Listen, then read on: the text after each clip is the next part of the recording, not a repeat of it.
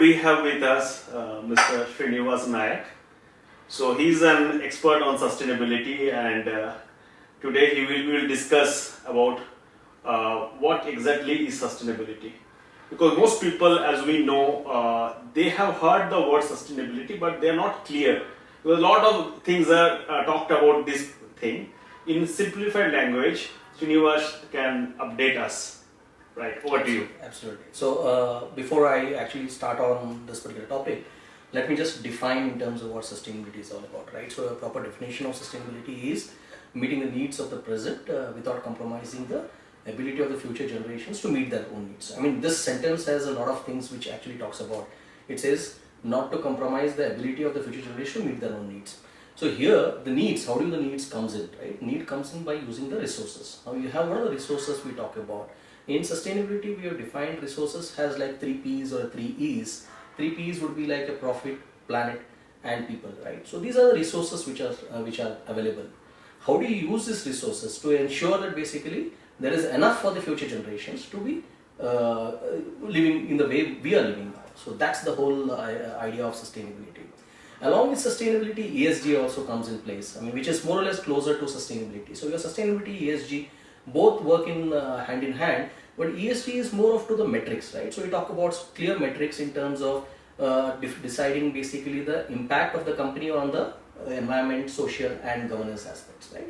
So it is talking about that, whereas sustainability covers a bigger gamut. ESG is a subset of sustainability actually. So it talks about more clear practices in terms of this thing. It goes beyond as well community management and inclusions and things like that. So that's some sustainability. Yeah. Right. So, Mr. Srinivas, like we hear this word over the last 10 years only. Before that, we never heard so much about sustainability. But in the past 10 years, we see this, and today it is like everywhere. So, if you can just highlight on this point for our audience, that when did this start exactly, the sustainability, and like every government is taking it very seriously. So, if you can just take us through when it started. Sure.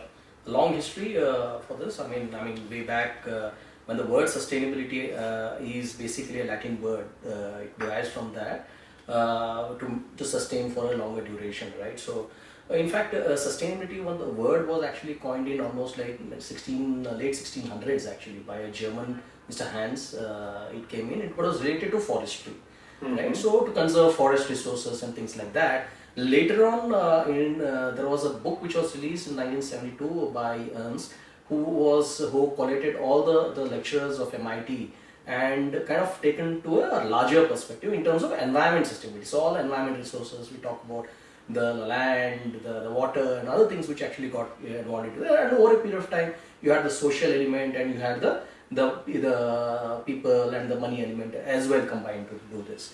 But then if you talk about how did this all come in, right? I mean, I would like to kind of talk it out. It all started from that industrial revolution when it started, right? Mid-1700s, when the steam engine was kind of done by James Watt, right? And that's when basically the companies, the industries were started producing on a large scale. When these industries started producing, was being established, they were using a lot of resources, right? You needed a lot of coal, which was for the first fuel which actually came in. There were a lot of fuel, there was oil which was extracted. So a lot of extraction happened, and this created a lot of pollution which was for the environment. Also the goods which got produced, people started using much and much more than their needs, right? Need became want, they wanted more. And most of them kind of went into the waste. So this all actually started rolling from that point of time.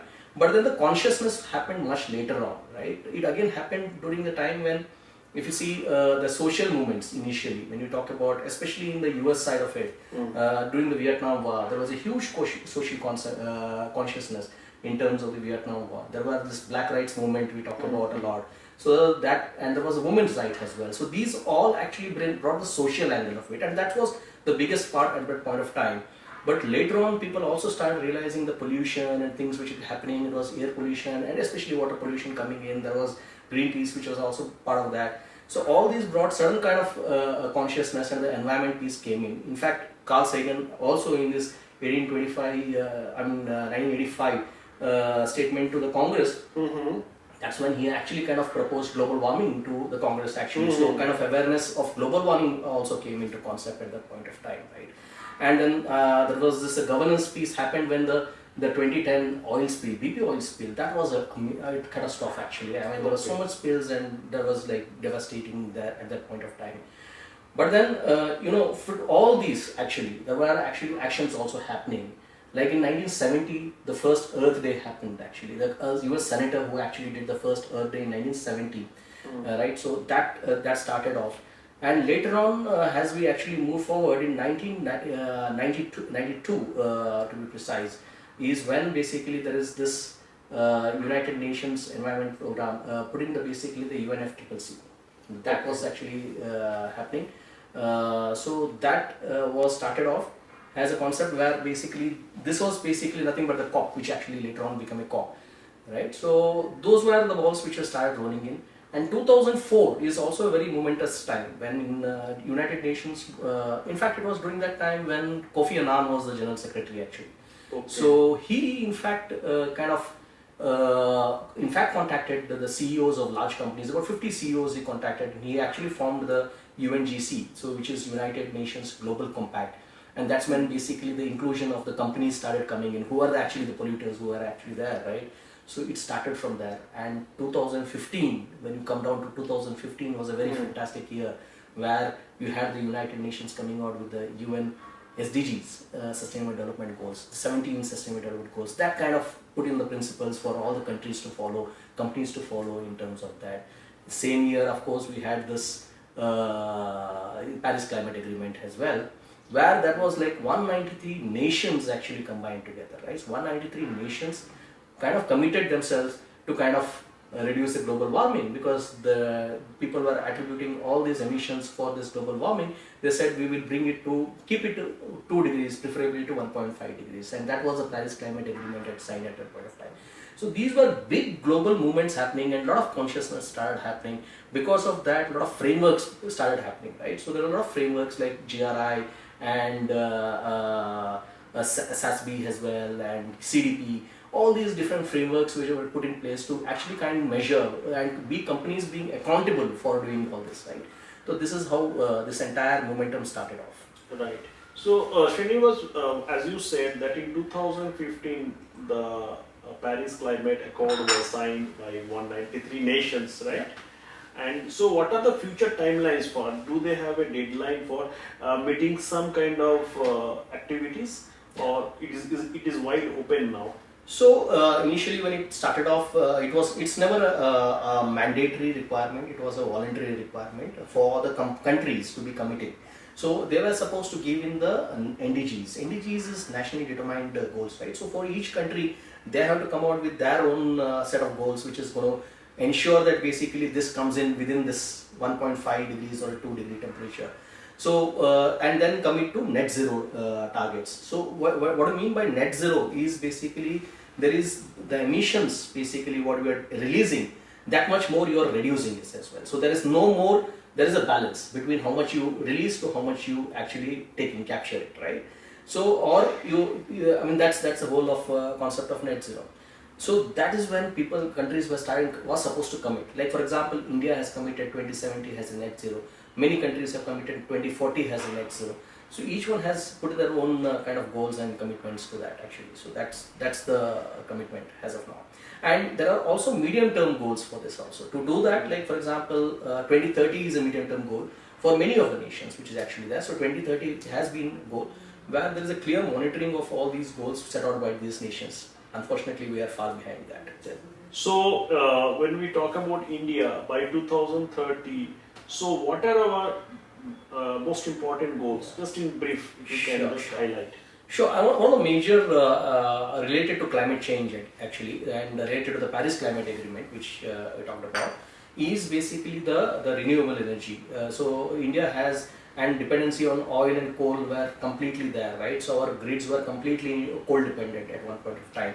And you can see the transition. We have done a huge transition to a solar and a wind energy. Right. Yeah. So and by 2030, our commitment to have 500 gigawatts of solar energy, which is like almost 50% at that point of time in terms of solar installation.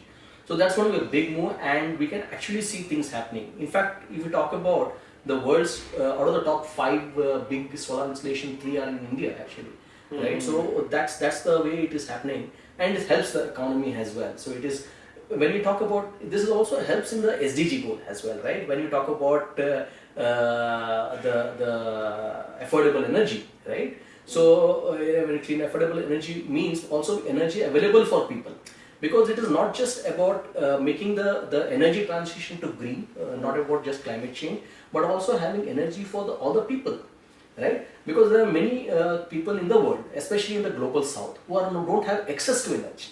Whereas you can see there are many in the global north who have too much excess energy, right? So that's a big difference, and that gap is also has to be met, and that's when the SDGs also come in place. Yeah. Right. Thank you for all those inputs, and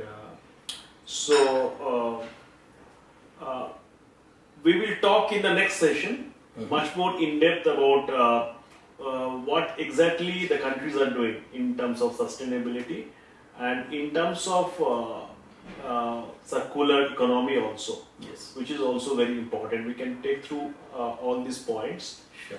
And so to our audience, just follow us on YouTube, and our channel is The Third Eye.